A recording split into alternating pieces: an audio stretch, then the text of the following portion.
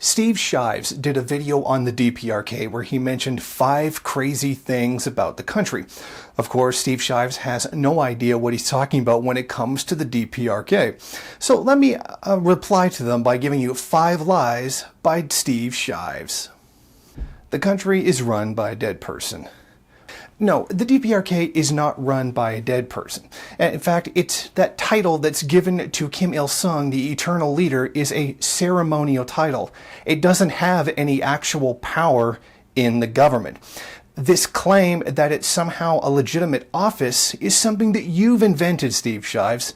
You are lying. And by the way, it's interesting to note how you said that the title he previously had no longer existed and was given a new one. Why would he need a new higher office if he was already in the highest office? But then again, you didn't think very clearly before you made the video. It's a nation-sized cult. This is a very common claim thrown at the DPRK, that it is a cult because their culture is different than ours and therefore very scary. Now, if Steve Shives had actually bothered to research the DPRK, he would have actually understood the ideology instead of saying something as terribly ignorant as this. And even then, couldn't we just turn around and say that the United States is a worshiper of the free market? After all, does champion itself as the bastion of freedom and democracy. Isn't this the same people who really thought hope was going to come through with Obama and everything was going to change? And then turn around and did the exact same thing with Donald Trump because everything will change if he's elected. And again, everything ended up being exactly the same. Steve Shives. Again, you do not understand the prevailing ideology of the DPRK. You do not know what you're talking about. Its leaders are incredibly thin-skinned. Now, the DPRK is kind of like Japan because it kind of has a very high level of politeness that goes throughout society. So an insult to the dignity of the country is taken very seriously. You know, like how people like Americans are constantly screaming, "Love it or leave it, this is the best country on earth, you can't criticize it," kind of thing. Now, keep in mind that where these insults are coming from, these are people like the United States who bombed their country and killed millions of people. Now, an insult coming from someone who did something like that would carry a lot more weight than if it was just some random person on the street. Don't you yourself acknowledge in feminism that a derogatory term coming from a position of power to a position of lesser power is not the same thing as something coming from a lesser position to a higher position? I believe that's a big part of feminism itself. And yet, you seem to have completely forgotten this power dynamic when it comes to international politics and who was murdering whose country. And you should also keep in mind your current president, who will throw an entire fit on Twitter if somebody insults the size of his hands. It's a starvation state.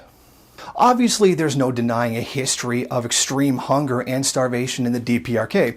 Now, this occurred after the loss of the Soviet Union as its primary trading partner. Now, the DPRK has always suffered from difficulty growing food, considering that the United States destroyed pretty much their entire supply of soil back in the Korean War. And in fact, documents have revealed that the United States did this on purpose in order to hinder their ability to grow food. The DPRK is also isolated by international sanctions, which drastically harms its economy. Yet Steve Shives doesn't seem to actually take this into consideration. Once again, people from the country who hoards the world's wealth, steals the world's food, and wastes half of it can't seem to understand how it is that people who are not from a tremendously advantaged position struggle to get by. Good job, Steve Shives. You have no idea what you're talking about. It's the worst human rights violator in the world. Frankly, this accusation coming from an American is entirely laughable.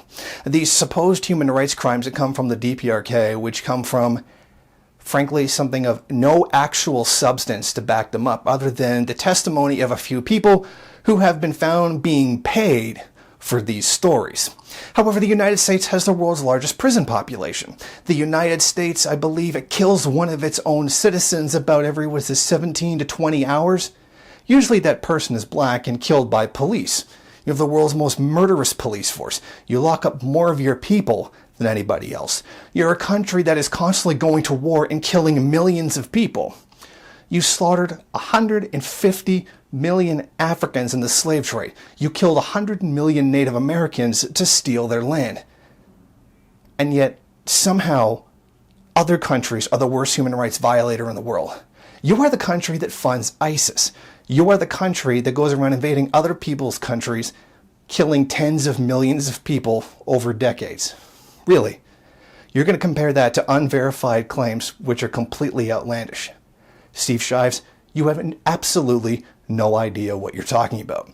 It would be tremendously beneficial if you actually researched the DPRK and learned what you were talking about before you spout this kind of nonsense. What I'd like to do is challenge you to a real discussion about the DPRK involving actual facts and figures and rational arguments. If you do wish to have this kind of discussion with me, just message me on Twitter.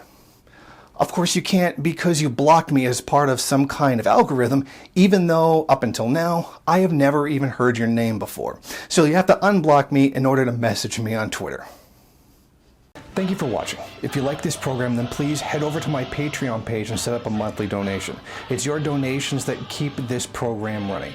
Also, if you would like, please rate, comment, subscribe, and share in various social media.